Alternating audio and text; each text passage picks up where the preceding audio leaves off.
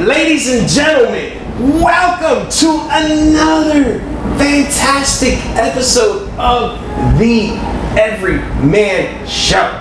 That's right. Look, I started the show without doing real production work. That's when you know we have no producer, when I have nothing ready. There we go. And we'll get that ready, and I'll do my little hellos to everyone. Hello, everybody. What is that? I am John. That's our other co-host here that'll get working any second. Yeah, I'll get that going. All right, you do your thing. That's right. I am John Everyman, sitting here with the crew. That's right. Our crew here, Jack, John, it's so good to be here. Yeah, let me tell you something, man. I know you said you were leaving and shit, but I just want you to know that you never left. I never left. As we explained last time. Yeah, this isn't. We're not in New York right now. This is John's basement, and I've been trapped in here since I left. Right. This is like a multiverse. Yeah. Actually, remember how I told you last time? We don't know when is what. When I had to leave the last podcast, he hit me over the head with a baseball bat, and then I woke up here. So that's what's been happening. So now you know that this is like the multiverse. Like you thought you were leaving. This is just another universe of the Everyman Show. So just I wanted to explain that to you. Like I never left. Exactly. Like I never friggin' left. This is how I talk now. I'm glad you said that, man. So I know we're here, and I had to check on you here with New York City, and being that you're now the official New York crew of the Everyman Show, we need to get a little understanding of where we are. Since you left Miami and you've now defected up here to New York City. Defected, yeah. I did defect. You did defect. But tell me, man, first of all, how is it that you're doing? I'm doing pretty all right, I think. This was more like moving here was more than just like moving here for comedy, obviously like that's my main, chosen career path. It's what I want to do. It's what I love doing. But this was also like, living on my own for the first time since college, living in a completely new arena also. Like That's right, because you said I've never lived outside of Florida. Like I lived in Tallahassee, sure, but that's still like, technically the same state I've lived in my whole life. So it was like a bit of a shock to come up here initially, and there's still a lot that I'm getting used to, but I definitely feel more comfortable. That's you're leading right to where I want to know. You're playing into my conversation here. Yeah, good. But what was one of the first things that kind of, I guess, surprised you? I don't want to say shocked you, but what did you see that you weren't expecting when you came here? It was cold as shit. I guess I was expecting that, so that's not a good answer. It's very like, there are a lot of things that are readily accessible, like for example, like versus Miami, right? Like anywhere you want to go in Miami, you have to drive. Right. Everything over there is car based. Yeah, like if I need to get somewhere, like I can take the train. I can walk. There's like 3 grocery stores near my apartment. I'm close to the subway. You don't really. It takes longer to get places as a result, but also like, you are able to go pretty much wherever you want if you time it right, it's a very accessible place. You don't need a car up here. If you have a car, I think it's like more of a hindrance, honestly. Really? Yeah. Is the parking a bitch? It looks like it's a bitch out here. No, when we moved, I drove up in a U-Haul with 2 of my roommates. Oh my God. They lived in Jacksonville, and so I went and met them up there. I didn't have like too much stuff with me, and the 3 of us split a U-Haul. We drove up, and we couldn't find a place to park. Like the closest place we found was like, 3 blocks away. Do they even allow trucks in this city? Yeah, they do. Really? I thought they But it's like with the parking, there's like every street, there's like different signs that say different things. Like parking from 5 to 7 p.m. not available, or like you have to move your car because there's like street sweepers when it's like snowing and shit. And where do you move the car to if there's street sweepers? Gotta figure it out. That's not their. That's not your living room. That's not their fucking problem. My grandpa was telling me about that before I moved up. He was saying that he knew a guy that worked in New York because he used to drive trucks for Coca-Cola. He was a truck driver. Yeah. And so he had another guy that did that stuff in New York, and he basically said like he had a company car, but he would just drive it into the city and leave it parked in this like one spot that he had, and then just take the train everywhere he went, because it was just so much easier than having to like find a new spot for that car every time. It would make sense. I mean, yeah. I was gonna ask you if you had brought a car up here, but you didn't. No. I sold my car. You sold your car and then came up here. Oh, you're really committed about staying up here. Yeah. No, it's like, yeah, it's kind of crazy making those decisions too, because it's something I never would have imagined doing, you know, and then I did it, and you know. Now being you're a Floridian and you made this transition, and I guess you were, you know, I asked you what kind of surprised you, but like, and I'm sure you probably still feel like this, but do you feel like a fish out of water, or did you feel like a fish out of water? 100%, yeah. I mean, even just like comedy-wise, like, I mean, the Miami scene is phenomenal. Like, I think it's a great place to grow, and I think there are a lot of opportunities out there.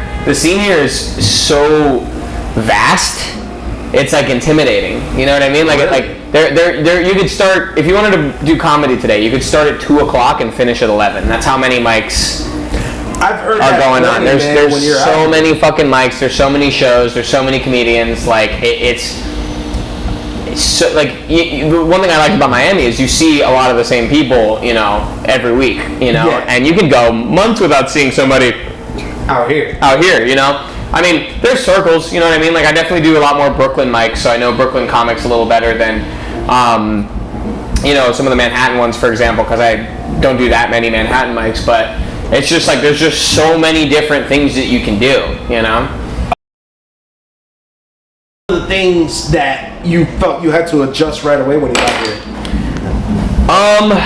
That's a great question. What did I have to adjust? Is it the walking, or was it all the walking? No, I've been a big walker. I didn't have a car till I was 21, so really? I used to walk fucking everywhere. So you were just like touching into your roots. You were yeah. like, all right, Back home, I had a job that I could walk to, and I luckily have had that here as well. Yeah.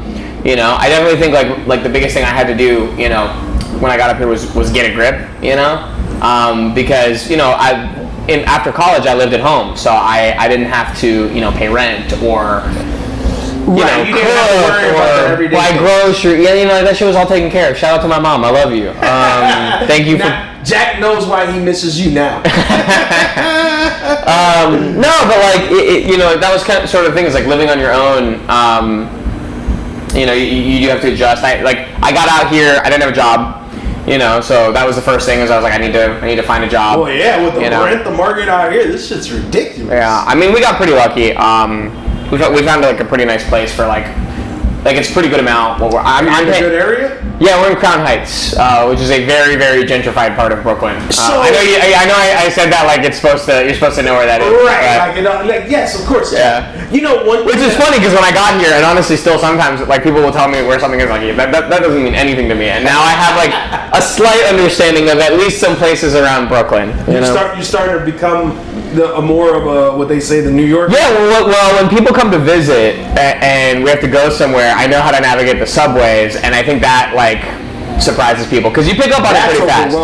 That's overwhelming. At first, but you figure out like which ones you need to take, where you need to go. Like it's not too difficult to figure out. I think at least.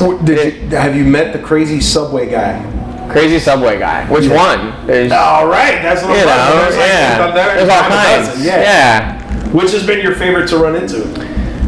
Favorite to run into? Is it the one that talks to himself on the train, that flashes the trench coat with the batteries in his pocket? Because that's what that was my experience on the train once. I was on a train one time, and guy just walked in with a trench coat, and he'd open to the right it was batteries and to the left it was CDs and shit. Yeah. I was like, that's fucking trippy. There was a guy once who just had like a big speaker, and he walked onto the train, and he was just like, initially I had my headphones in, but I took them out because he was just like, hey, I just want you all to have a beautiful day. I'm going to play some beautiful music for you guys, and please listen, please enjoy. And he started playing like, I want to say it was like Happy by Pharrell, or like one of those like, you know, catchy, poppy, like top. That does make you feel good. Yeah, well, no, and it was funny because like we were just like, yeah, this is like a lot, you know, for people, like because everybody else in the subway was just not in the right mood for it. I have a different guy I want to talk about after this. I'm gonna just get into it. Okay, so I just jogged my memory. This is the weirdest guy I ever saw in the subway. I went to the Comedy Cellar with some friends for my buddy's birthday. Okay. So we were on the train back like pretty late because we went to the 11:30 show. Okay. So we were on the train home. We saw Dave Attell, fucking phenomenal show. It's really dope over there. Dave Attell, bro. Yeah. No, and I mean even the comics leading up to Dave Attell were phenomenal. Yeah. Okay. There's this dude John Marco Cerezi. He's like he's pretty famous on Twitter. But he had a fucking great set. Anyway, we're on the train home. And I'm sitting next to my buddy, and we're all like pretty tired, whatever. And my buddy leans over to me and he's like, "Hey, have you ever seen Men in Black?" And I'm like, "What?" "Yeah." And he points to this dude. I turn, and it's this dude in like a full suit, like a black and white suit. Okay. And he has like this briefcase open. He has sunglasses on. He has this briefcase open, and inside there's like this like cylindrical, like red, sci-fi looking device. Couldn't tell you what it was. Looked like it was like this size, and it was like it just had something red in it, like a vial almost. Like I don't know what the fuck it was. But and what was Buddy doing? He was just sitting there. There was a little screen inside the briefcase, and he was watching something on it. And you don't know what he was watching. No idea. I couldn't see, and I didn't want to like watch. Guys, we got someone here that's just gonna crash this because this is legendary status. No, it's not. And I need him here. In my world, he's a legend. You know. Hi, Jack. Out here, he's just probably like a subway rail conductor. I don't know. I am. That's what I figured. But we got here, guys. If you're just looking, this is our dear friend Paul P. He's wearing this because he cut himself shaving. Yeah. That's what that's all about. So Ron DeSantis. No. Listen, if you want, you can grab that mic over there, and you can just clip it on. Got you. And you know what? This is fantastic. This is a guy right now that can help me, like, really get some better questions out of what's going on in here. Mm-hmm. Guys, we got here hanging out with us, my dear friend. I mean, he's like a brother. Same. Paul P. Brother Paul John P. Everman. This is, I'm telling you, he wants to play himself down, but this is a legend in my mind. Yeah? Amazing comedian. I've worked with him tirelessly. But you know what? I'm glad you're sitting here. We're talking to our friend here, Jack. Jack just moved up here. Yes. Okay? He's In a February, fellow Miami to New Yorker. That's what's up, man. Yeah. Yeah. Brother. Welcome. Thanks. So- Thank you. Welcome. It's good to be here. One of the questions I asked him was, which I figured you could piggyback for a second, Yes. is the difference of doing comedy in Miami and coming up here. And he was mentioning a little bit about his stylings. You know, he came up here with certain sets that worked down in Miami, but coming up here, it turned into a whole nother animal. This is Does that seem to be accurate up here? That the styles are, you know, two different type of crowds altogether when it comes to comedy? I would say there is two different styles. At the same time, the more you don't care, the more the audience cares about you. So here I found where I really don't, sometimes where I don't really care, like, you know what, not that I don't care because I love them and I want them to love me too, but in the sense of I don't care right now, like this is whatever, man. This is what I'm thinking. You're looser with it. I'm looser with it, and I don't care what you guys think. I hope y'all laugh, but you know what I mean. I don't care. No, what you yeah, think, of you know what course. I mean? But ultimately, And that happened to you, I'm assuming too, right? yes, You that came has up here. happened. Absolutely. It was one of those things that you had to shift. In different places, it does happen. Like I performed in Indiana, and then that's happened there, where it's like something from here is too liberal, and over there they want it. You know what I mean? Yeah. They want that medium well. They want it medium well. You know what I'm saying? Here they want it well done. You know what I mean? Yeah, More exactly. liberal, so, you know, but yeah. And, you know, it's got to make sense. And, you know, it's all, I guess, based on culture moves. Yeah. You know what I mean? And you were saying about the time frame. You said it goes down to 3 minutes. Yeah. I'm going to say something personally to that effect. I would be a rock star out here for 3 minutes. Yeah, you got a type 3? What? Listen, man, 3 minutes, you can't fail in 3 minutes. And if you feel bad, it's just Trust 3 me, minutes John. of your life. Trust me, John. You can fail at 3 minutes. Are they critical of you? Is the crowd critical of you? No, I mean, they're mics, you know, so the crowd is just other comics. I've been to some where what's interesting is they'll give you feedback if you want. So, like, it's like a feedback mic. So you go up, you do your set, and then afterwards there's like a minute where any comedians watching can like comment on your set and like tell you, hey, I think you should like maybe rephrase this, or like you don't need this much build up for this joke. You know, you can just get right into it, which I think is helpful. What was one of the things you got told that you felt was extremely helpful right away? I had a bit I was working on where the path to get to the joke is way too long. You know what I mean? Like the bit itself is funny, but the build up I like kind of talk about myself and just some like things that lead into it, and it's okay, but it takes too long to get there, and like you don't necessarily need all of that context, which is something I learned very early on in Miami too. Is like a lot of your jokes, when you write them, you need to like, they will get shorter because you'll figure out like a quicker way to get to the punchline while still retaining the context. You know, less is more. That's fascinating. Yeah. Sometimes you need that though. Yeah. Sometimes, like recently, I found where I was talking about Casey and Vicky White. You know about those two? Yeah. It's Alabama. She was a cop or something, a correctional head deputy, and she helped an inmate escape.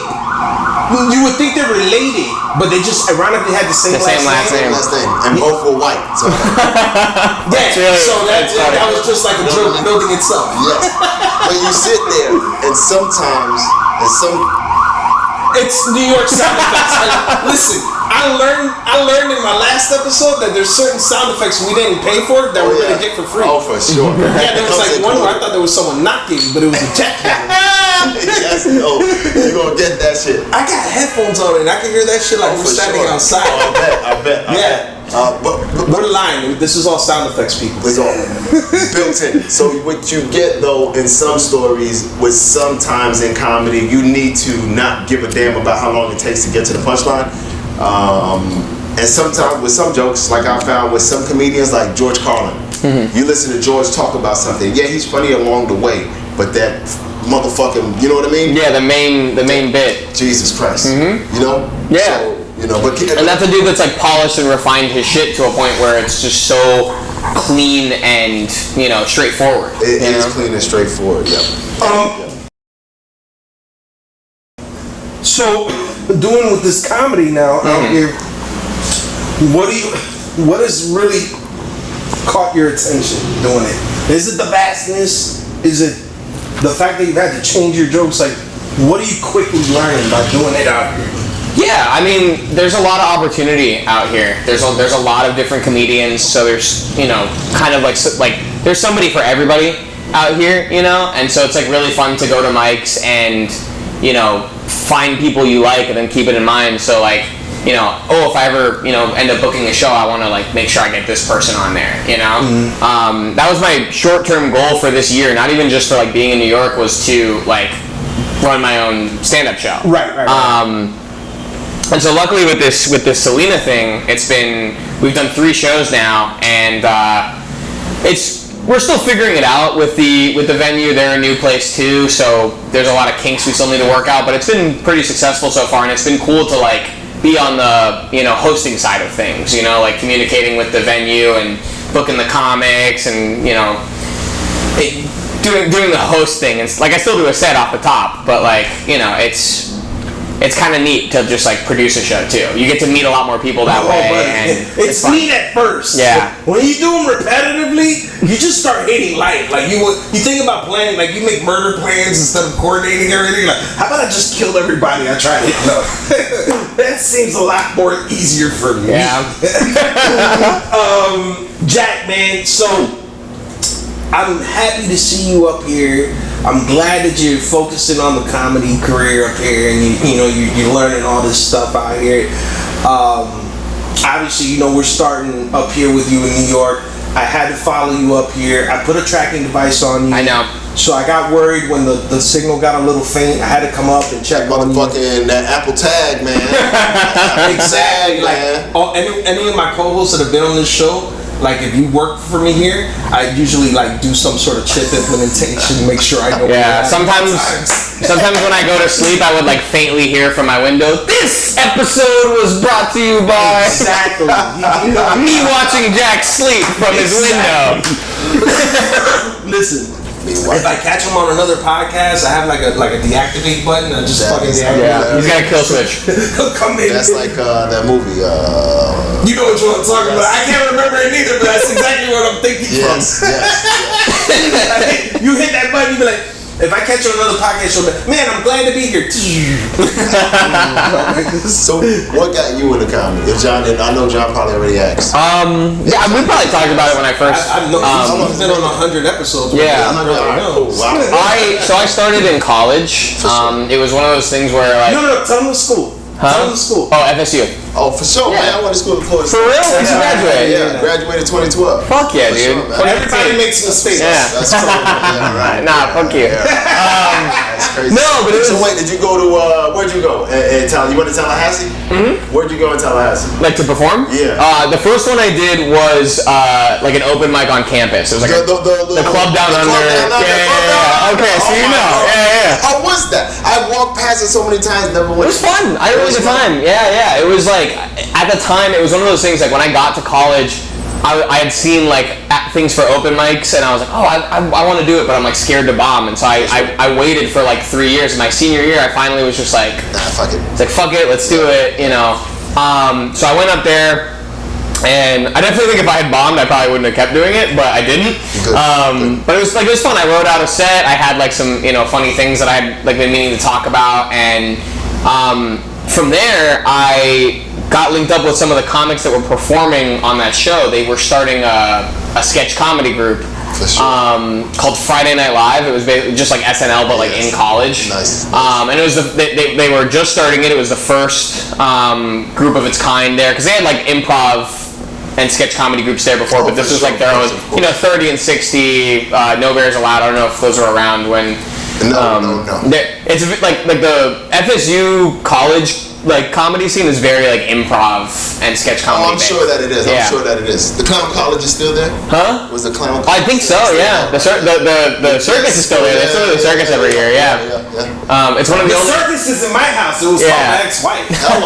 Okay. All right, that's enough of that. But yeah, so I joined the sketch comedy group, and I was like, literally my only experience was that I had done stand-up one time. Like I felt very like fish out of water, but we wrote all these sketches, we filmed some, and then we did like a live show. At the end, we had props, we had a musical guest, we were doing like quick changes and shit.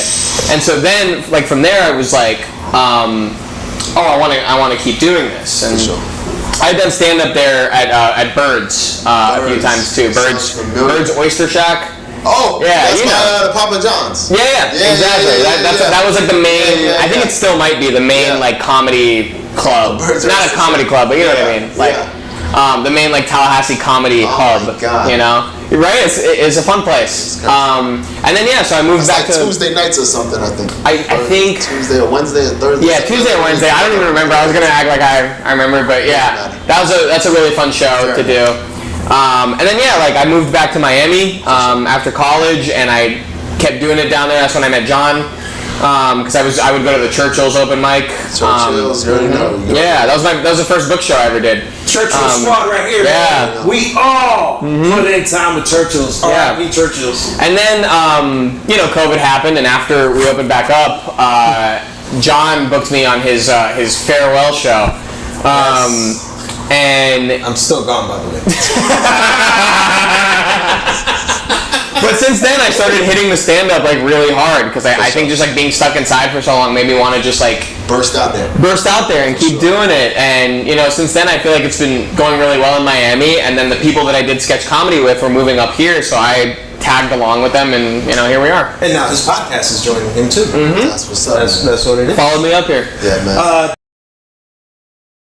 Jack, yeah. I am happy that you're here with us, hanging out to do these episodes. We're going to find out and meet some more people and ask them some more questions. Absolutely. And get some more insights about New York, Yeah. You gave me the first time mover. I think we should interview me and see what the tourism like. Yeah. Well, let me ask you, what have you done, like, because you got here yesterday? I just went to a Dominican restaurant. That's about all. That's all in New York. Right. That's it. One bodega and a What are you gonna do when you do the touristy shit? So I'm gonna do some touristing shit, like take my phone and just take pictures of buildings and shit. I don't know. Listen, I'm here with my lady, so it's a different type of trip. when you go on trips, there's 3 types of trips you go on. Okay. Right? There's the family trip. There's the couples trip. And then there's your friends trip. Yeah. The friend trip is always the best one. That is the best because you're trip. always partying. Something happens where you all almost end up in jail. Those are my favorite. The couples trip is great because you're getting some strange in the whole vacation, and you don't have to complain that you didn't fuck in wherever you were at. You got pussy, you know. So you brought pussy with you, but it's great. So I like that part. But what I don't like about couples trips is that they, especially if your girl's like very organized, she will make an itinerary for everything. So when I wake up tomorrow, I don't know what I'm doing, but I know that there is a schedule for me to be at. Like I woke up today, and I had to wake up extra early so we can have a couple's breakfast. Like couples and shit. Listen, I'm cool with a couple that wakes up one early, one later. I was like, yo, I want to sleep, man. Like, fuck, I want to eat eggs. All right, let's go get eggs. I want eggs now. Like, you know, I don't know. I'm just someone that the most I knew is that we were here. Yeah, that's about as much as I'm doing in New York. I'm going to Times Square to film. Fair enough. But yeah, we'll ask me some more questions as we go along. That'll be fun. Jack, before we cut off on this episode, it's season 5, and I haven't had a chance to ask you this whole year. Name me your top 5 things to do as a matter of fact, tell me the top 5 things you missed the most from Miami. Top 5 things I missed most from Miami. Okay, I'm not gonna do it in like a particular order. Flanagan's. I miss Flanagan's very much. I miss Taurus. I miss the Taurus open mic. That you have problems, but okay. I know. Every time I tell people about Taurus, I'm like, dude, it's the worst open mic, but it's also the best open mic. It's not the worst. Well, oh yes, no one's listening. No one's listening, but it's a great hang. Yeah.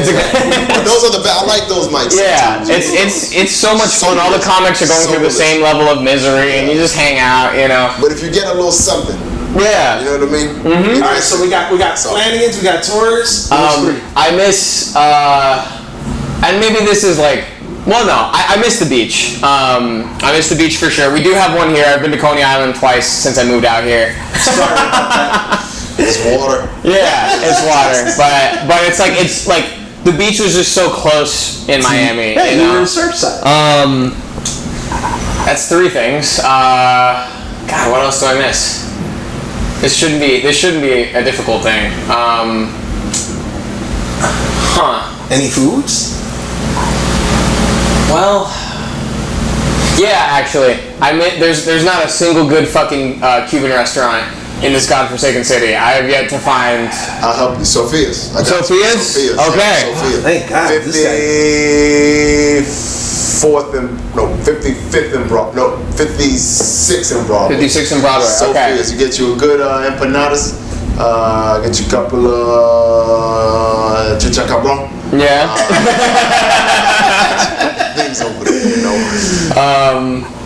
All right, and what's the last one? My friends. Your friends? My friends, yeah. Just like I mean, I have friends up here too, you know, but it's like, the people in Miami are like very special to me, you know, like the comedians, my childhood friends, my family, like, I don't know, I was very like fond of Miami the last 2 years, you know, like, or the last 3 years I've been home after college, like, I think it grew on me in a way that it hadn't previously, and so, you know. That's dope, man. Yeah. And I'm glad you mentioned your family, because I was going to say his mom, who's gone to more shows than loyal fans. Yeah.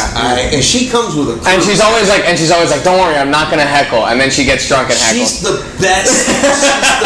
I love her. Shout out to Jack's mom. Mama Jack, I love you. I miss you at my show. She was just here. She was really? She visited last weekend, yeah. Listen, if Jack's mom is in the crowd, I want to perform. Like, that's how much I love Jack's mom. She's a very animated audience member. My very first show at Churchill's, I had written some jokes because I had like just gotten out of a relationship. So I wrote some jokes about my ex, and anytime I brought her up, my mom was in the crowd just like really, really drunk. But anytime I would like mention her name or like say, she would just be like, she's a fucking cunt, like at the top of her lungs.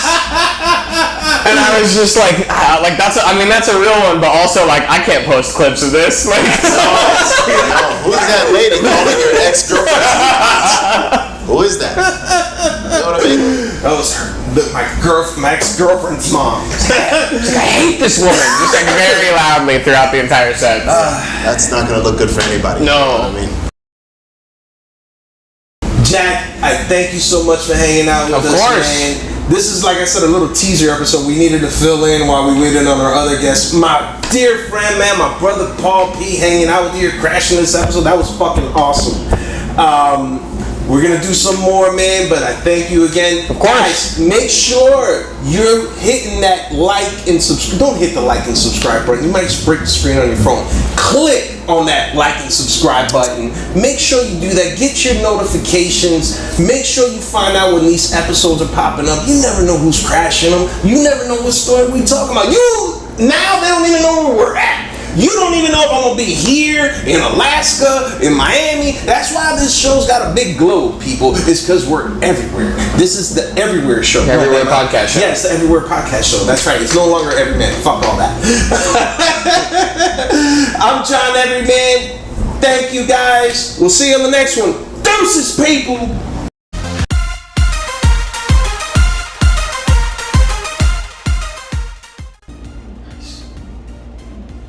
Johnny, this is my song. My Diddy's song.